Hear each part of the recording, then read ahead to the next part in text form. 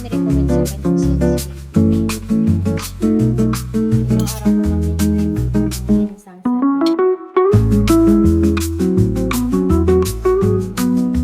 Wala ko 5 lip pencil. So, hi guys! Bago ako pumasok, gusto ko lang ipakita sa inyo yung binili ko last Black Friday sa Kiko Milano. And super worth it talaga kapag nagsisale yung Kiko Milano, lalo na kapag Black Friday. Gusto ko talaga yung mga lip products sa Kiko Milano. Hindi ko muna siya bubuksan, pero magpapakita na lang ako dito sa screen yung mga kulay niya. Let's start with the pencil. Meron akong 5 lip pencil dito. Meron akong shade 31, 32, 34 at 35. 34 yung gamit kong lip pencil ngayon. Meron akong dalawang 3D Hydra lip gloss. 20 and 22 yung kinuha ko. Ito yung Hydra gloss na gamit ko ngayon. Nabura na yung number niya and hindi ko sure kung anong number to. Pero nasa mga 31 something siya. Smart Fusion Lipstick in the shade 432.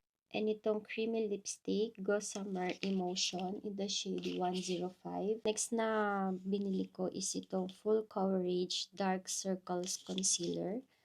Itong shade 7 yung kinuha ko.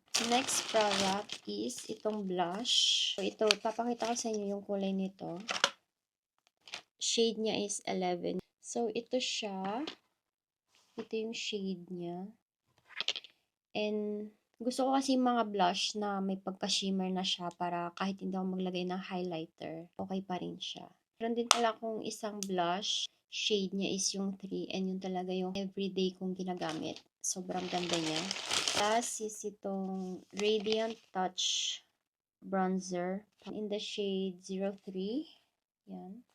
Yung nirecommend sa akin ng sales lady sa skin tone ko. Good deal talaga kapag nagsisale yung Hi guys! So, ayusin na namin yung Christmas tree.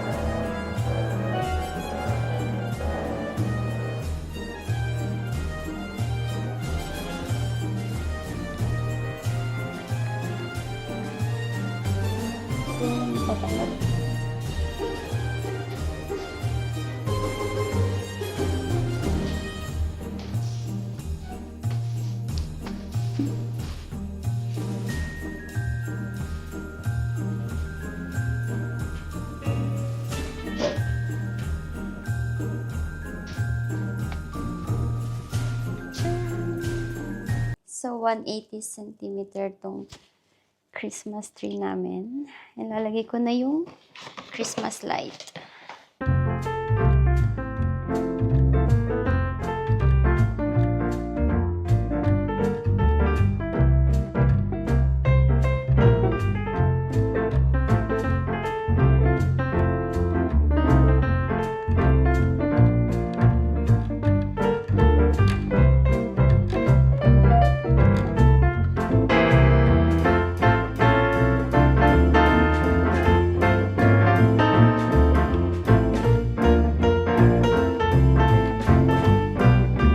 So, bumili ako ng ribbon, white ribbon sa Amazon.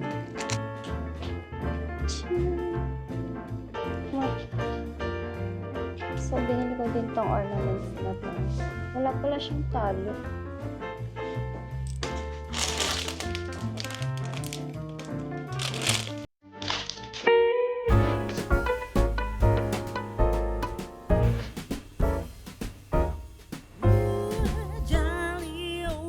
Dadagdagan ko pa siya ng ornaments. So cute. May Christmas tree. It's 12:20 p.m. and kakain ako ng lunch. Meron na akong leftover na chicken sopas, leftover din na salmon, baked salmon, coffee para hindi ako antukin sa work. Bukas day off ko, kaya bukas na ako bibili ng mga ornaments. May pinakita ko kay fiancé na ornaments. Ang gusto ko lang kasi ano siya, yung bilog-bilog na transparent. Tapos may mga design lang siya sa labas. Pero gusto niya kasi lagyan ko daw siya ng gold. Pero yung sinasabi ko sa kanya, feeling niya hindi siya makikita.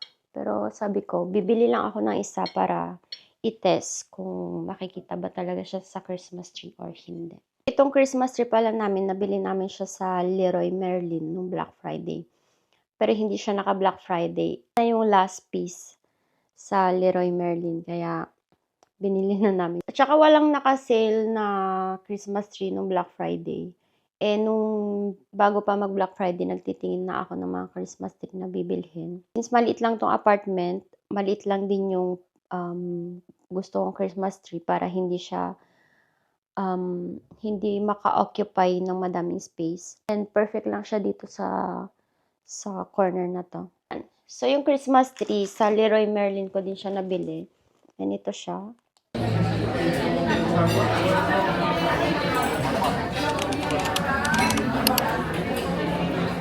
Nandito kami ngayon sa Basconia. Dito kami magla-lunch today. Hola. Un agua, por favor. ¿Agua? ¿Y para comer qué les pongo? Un arroz. ¿Vale? Un arroz tiro. Un de huevos. Arroz y huevos y de segundo. ¿Y un bistec? Y calamares. Gracias.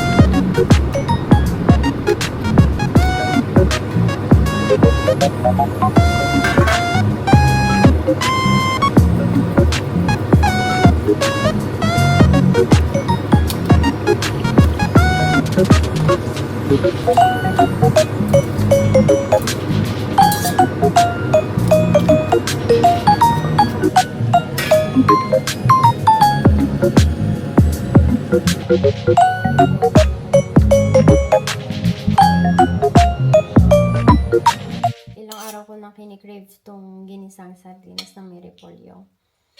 And yan, finally, naluto ko na siya today.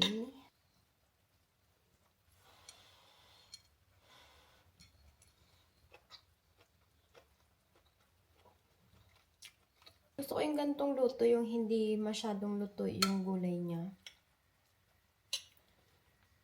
Buti dinagdagan ko pa ng isang sardinas.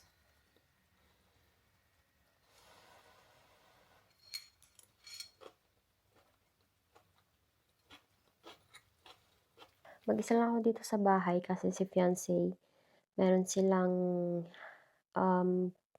Christmas dinner ng mga ka-work niya. Medyo inayos ko na tong Christmas tree namin kanina. Ito na yung pinaka maayos na pwede kong gawin sa Christmas tree namin. So kahapon, day off namin pareho and may binili kaming ornaments. Ito siya. 8 pieces lang yung binili ko dahil malalaki naman siya. Sa Muy Mucho ko siya binili.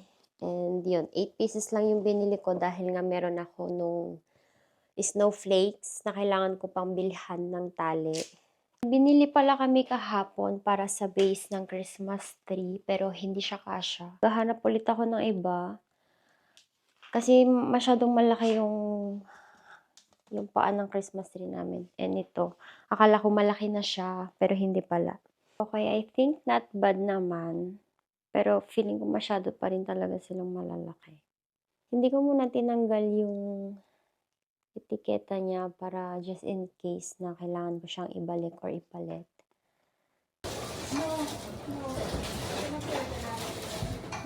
¿Cuál quieres? ¿Compostable o papel? ¿Una de cada? Vale.